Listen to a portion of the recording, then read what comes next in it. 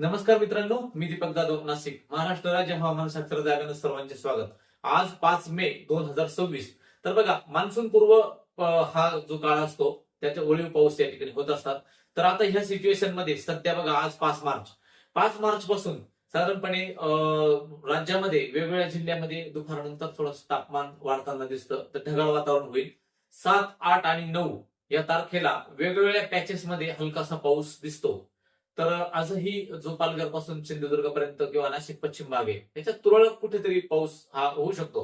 तर ह्या काळामध्ये शेतकरी जेव्हा शेतमाल घेऊन जातो, धान्य असतील, कांदे असतील, तर त्याच्याबरोबर एक कागद देखील झाकण्याकरता घेऊन जा. कारण हा पूर्वमोसमी पाऊस आहे आणि हा कधीही येऊ शकतो. त्याच्यामुळे ह्या काळामध्ये कांद्याची वेगळी झाकपाकाची व्यवस्था सर्वांनी लावून द्यायची, कारण दुपारनंतर वळीव वातावरण तयार होतं या काळामध्ये. आता मित्रांनो बघा, आता आज 7, 8 आणि 9 या तारखांना राज्यामध्ये अतिशय ढगाळ वातावरण तयार होईल. सर्वच जिल्ह्यामध्ये साधारणपणे उत्तर महाराष्ट्रापासून कोल्हापूर पर्यंत ह्या भागात आणि मराठवाड्याच्या भागामध्ये, विदर्भाकडे थोडी शक्यता कमी आहे. तर ह्या भागामध्ये दुपारनंतर 7, 8 आणि 9 पावसाची शक्यता दिसतात. त्यानंतर 13 तारखेपासून ते 20 तारखेपर्यंत पावसाच्या शक्यता दिसतात. तर त्या काय आहे, बंगालच्या उपसागरामध्ये एक सिस्टम तयार होत आहे आणि या सिस्टममुळे कदाचित मान्सून आपल्याकडे हा लवकर खेचून आणण्याची शक्यता आहे.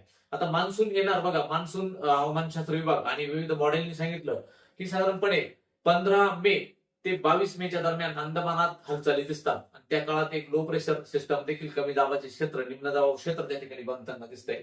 तर याच्या प्रभावामुळे मित्रांनो तो आपल्याकडे पाऊस मान्सून लवकर ऑनसेट होतो. आता बघा, ह्या काळामध्ये काय होतं, मे महिन्याच्या मध्यावर किंवा एंडिंगला अरबी समुद्रामध्ये, बंगालच्या उपसागरामध्ये आणि हिंदी महासागरामध्ये जर लो प्रेशर डिप्रेशन चक्रीवादळ जर बनलं, ते एक मान्सूनला लवकर आणतं किंवा उशीर करतं. म्हणजे सिस्टम भरकटून देतं किंवा मान्सूनला उशीर होतो. अशा मागच्या अनेक ज्या सिस्टम आहे त्यांचा आपला अनुभव येतो आणि डेटा देखील तेच सांगतो. तर आता पावसाचे अंदाज देखील बघू आपण. आता सिस्टम सॅटेलाइट इमेज बघू.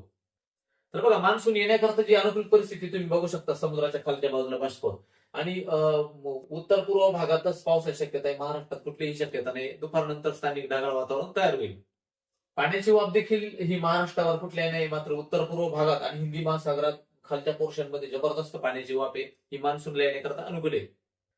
तुम्ही जर बघितलं तर विविध हवामान अंदाजक आणि तज्ञ लोक अशा प्रकारचे नकाशे दाखवत असतात. आता हे समुद्राच्या पाण्याचं ते टेम्परेचर मेजर करतं मित्रांनो. तर हे नकाशे विविध साईटवरून त्यांनी घेतलेले जातात. एक समुद्र हा काही एक विहीर नाही की त्याचं टेम्परेचर तुम्ही एका नकाशावर दाखवणार आहे. परंतु बघा, अशा स्वरूपामध्ये इतका फरक नसतो. समुद्राचं पाण्याचं तापमान जगभर 28 अंश सेल्सिअस ते 31 अंश सेल्सिअस इतकं असतं. तर याच्यामध्ये वेगवेगळ्या समुद्र, अटलांटिक महासागर, अरबी समुद्र, हिंदी महासागर, पॅसिफिक ओशन, वेगवेगळ्या भागात टेम्परेचर हे जास्त असतं. आता हा पॅसिफिक ओशन मधला मॅप आहे. आपण पुढच्या मॅपवर बघू. बऱ्याच याच्यावरती चाललंय की सुपर अल्निनो येणार, हे येणार, ते येणार. तर मित्रांनो बघा, 0.27 म्हणजे 27, 28, 30, 32, 99 आणि 1 अंशाचा फरक त्याला म्हणतात जेव्हा फरक पडणे. आता बघा, तुम्ही बघा, या ठिकाणी 29 अंश सेल्सिअस हा प्रशांत महासागर, सर्वात मोठा समुद्र, या ठिकाणी 29 अंश सेल्सिअस तापमान आहे आणि भारताच्या या बाजूला 30 अंश सेल्सिअस तापमान आहे. तर हा जो 1 अंशाचा जो फरक असतो, इथे 29-30 अंश सेल्सिअस तापमान आहे. तर साधारणपणे हळूहळू काय होतं, ह्या बाजूचं तापमान वाढायला लागतं आणि समुद्राचं गरम पाण्याचं ट्रेंड त्या बाजूला वाहते. तर साधारणपणे इकडे जर 29 असेल आणि इकडे 31 असेल तर सुपर अल्निनो बनतो. परंतु सध्या ह्या फक्त शक्यता आहे, त्यामुळे सुपर अल्निनो बनण्याची शक्यता नाहीये. अल्निनो बनेल, त्याचा प्रभाव इतका इंटेन्सिफाय नसेल, आपल्याकडे चांगला पाऊस होणार आहे. आता बघा, तुम्ही जर आपल्या भारताच्या आसपासची जर स्थिती बघितली तर बघा, भारताच्या आसपास हा गुलाबी कलर दिसतो 31 अंश सेल्सिअस, 30-31 अंश सेल्सिअस बंगालच्या उपसागरामध्ये आणि इथे देखील 30. त्यामुळे ह्या ठिकाणी लवकरच सिस्टम डेव्हलप होणार. इथे एक लो प्रेशर बनणार, ते ह्या बाजूला जाईल आणि एक ह्या बाजूला जाईल, अशा 2 सिस्टम ह्या बनणार आहे. तर याच्यामुळे कदाचित मान्सून हा लवकर ऑनसेट होताना दिसतो. अंदमानच्या ह्या इथे 19 तारखेला सिस्टम बनणार, तिथे लवकरच मान्सून ऑनसेट होईल आणि मान्सून हा 1 जूनच्या आसपास आधीच केरळच्या किनारपट्टीवर धडकून महाराष्ट्रात 7-8 जूनच्या आसपास पाऊस येण्याची शक्यता आपल्याकडे आहे. सर्वांनी हा अंदाज लक्षात घ्यायचा आहे की साधारणपणे बघा मित्रांनो, की टेम्परेचर जे आहे आपल्याकडे, टेम्परेचर साधारण थोडे कमी जरी झालेलं असलं, परंतु पुढच्या 5-6 दिवसामध्ये त्यात वाढ होताना दिसते. कारण या बाजूला सिस्टम जबरदस्त दिसते. इथे एक लो प्रेशर बनणार, कधी ते सायक्लोन बनू शकते किंवा डिप्रेशन बनू शकतं. त्याचा ट्रॅक ह्या बाजूला एक दाखवतं, जीएफएस मॉडेल ह्या बाजूला देखील एक ट्रॅक दाखवतं.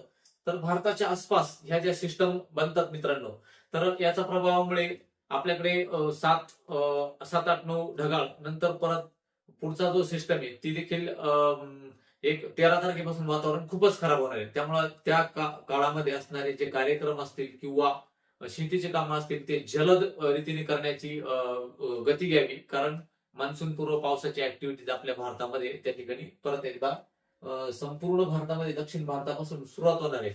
आणि कदाचित जे काही सांगताय आता सोशल मीडियावर की पाऊस असा होणार, त्याच्यामध्ये खंड पडणार, परंतु जो काही मॉडेल फॉरकास्टिंग दिसतंय न्यूट्रल कंडिशन मध्ये हे आपल्याकडे चांगला पाऊस येतो. म्हणून साधारणपणे ह्या ज्या सिस्टम गेल्यानंतर मान्सून लवकरच आपल्याकडे ऑनसेट होण्याची शक्यता आहे. म्हणून हा अंदाज सगळ्यांनी लक्षात घ्यायचा आहे आणि त्यानुसार कामाचं नियोजन करायचं आहे. आता प्रत्येक जिल्ह्याचा अंदाज लोक विचारतात की वर्ध्याचा सांगा, नागपूरचा सांगा, अमरावतीचा सांगा, नाशिकचा सांगा, छत्रपती संभाजीनगरचा सांगा, सांगलीचा सांगा. परंतु ह्या काळामध्ये बघा मान्सून पूर्व पावसाची ऍक्टिव्हिटी ज्या बनत असतात आणि त्याच्यामुळे आपल्याकडे पाऊस येत असतो. तर स्क्रीनवरती सगळ्या इमेज बघून घ्या. समुद्राच्या पाण्याचं तापमान तुम्हाला समजलं असेल. समुद्र काही विहीर नाही की त्याचं तापमान इतकं लोक सांगताय मीडियावरती की इतका फरक पडला, तितका फरक पडणार. या सगळ्या शक्यता आहे. या सगळ्या शक्यता आहे. समुद्राचं तापमान जर 29 आहे तर ते 31-32 होईपर्यंत सुपर एल निनो जेव्हा विकसित होईल, परत त्याच्या मॉडेलचे देखील अंदाज असतात ते चुकतात. त्यामुळे भारतामध्ये येणाऱ्या काळामध्ये चांगला पाऊस होण्याची शक्यता आहे. हा अंदाज सगळ्यांनी लक्षात घ्या.